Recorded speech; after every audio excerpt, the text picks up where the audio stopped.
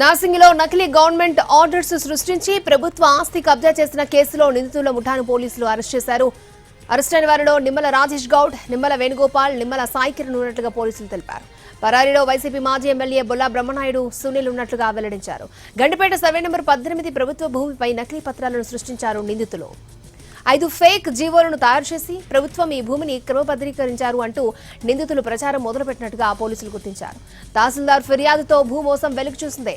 Court ఆదేశాలతో నిందితుల ఇళ్లలో సోదాలు చేసిన పోలీసులు బ్యాంక్ పాస్బుక్స్, మొబైల్, ల్యాప్టాప్ ని స్వాధీనం చేసుకున్నారు.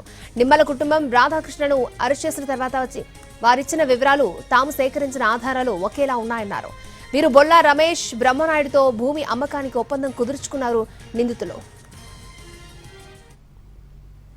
ఈ నార్సింగి ప్రభుత్వ భూమి సర్వే నెంబర్ 18లో ఫేక్ జీవో సర్క్యులేట్ చేసిన కేసులో గతంలో 3 నిందితులను అరెస్ట్ చేయడం జరిగింది. నిన్న దాంట్లో ప్రధానమైన నేరస్తుడు, తర్వాత వాళ్ళ డ్రైవర్, వీళ్ళిద్దరిని కూడా అరెస్ట్ చేయడం అయింది. ఇతని పేరు వెల్ది రాధాకృష్ణ. ఇతన్ని అరెస్ట్ చేసినప్పుడు చాలా ముఖ్యమైన ఈ కేసుని నిరూపణ చేయడానికి సంబంధించిన అన్ని డాక్యుమెంట్స్ కూడా దొరికాయి. ఇతను ఒక రిజిస్టర్డ్ అడ్వకేట్, బార్ కౌన్సిల్లో రిజిస్టర్ చేసుకుని ఉన్నాడు. కానీ బయట సొసైటీలో అడిషనల్ కలెక్టర్, డిప్యూటీ కలెక్టర్, నేను సెక్రటేరియట్లో పనిచేస్తాను, కావాల్సిన ల్యాండ్ సంబంధించిన సెటిల్మెంట్లు కావచ్చు, లేకపోతే ఏదైనా ఆర్డర్స్ కావాలంటే తీసుకురావటం కావచ్చు, లేకపోతే ప్రభుత్వ ఉద్యోగాలు ఇప్పిస్తానని రకరకాల దీంట్లో ప్రజలను మోసం చేస్తూ ఉన్నాడు. అతను విజిటింగ్ కార్డు చూస్తేనేమో డాక్టర్ వెల్ది రాధాకృష్ణ అని ఉంటుంది. అతను ఎక్కడ కూడా పిహెచ్డి చేసిందేం లేదు. కానీ బయట హై ప్రొఫైల్ సర్కిల్లో సర్క్యులేట్ చేసుకోవడానికి ఆ విజిటింగ్ కార్డ్స్ కూడా కొట్టున్నాయి. అది కూడా మనము సీజ్ చేయడం జరిగింది.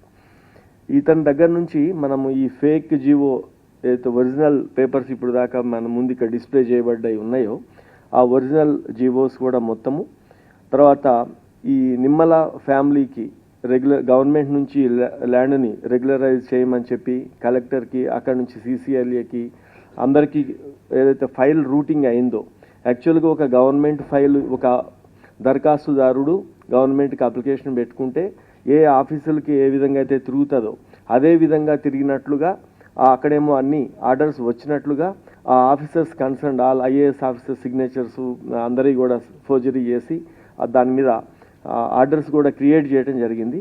ఆ bunch end to end, starting నుంచి ఎండింగ్ వరకు జరిగిన మొత్తం ఆ ప్రాసెస్ను కూడా ప్రతి ఆర్డర్ కూడా ఒరిజినల్సే అతని దగ్గర నుంచి సీజ్ చేయడం జరిగింది. ఈ ఫేక్ ఆర్డర్స్ తయారు చేసిన దాంట్లో రాధాకృష్ణకి ఇంకొక అడ్వకేటు, ఇంకొక 2 కూడా సహాయం చేసినట్లుగా రోల్ ఎస్టాబ్లిష్ అయింది. టీమ్స్ ఉన్నాయి. వాళ్ళ పేర్లు ఎందుకు, ఇంకొక అడ్వకేట్ పేరు కూడా రివీల్ చేయండి అంటే అరెస్ట్కి అతను ఫిట్ కాబట్టి సీక్రెసీ కోసం ఇప్పుడు చెప్పలేదు. తర్వాత ఈ రాధాకృష్ణ చెప్పిన విషయాలు మొన్న మనకి మొదట్లో అరెస్ట్ చేసినప్పుడు, నిమ్మల ఫ్యామిలీని అరెస్ట్ చేసినప్పుడు వాళ్ళు చెప్పిన విషయాలు కూడా టోటల్గా కొరాబరేట్ అయ్యాయి.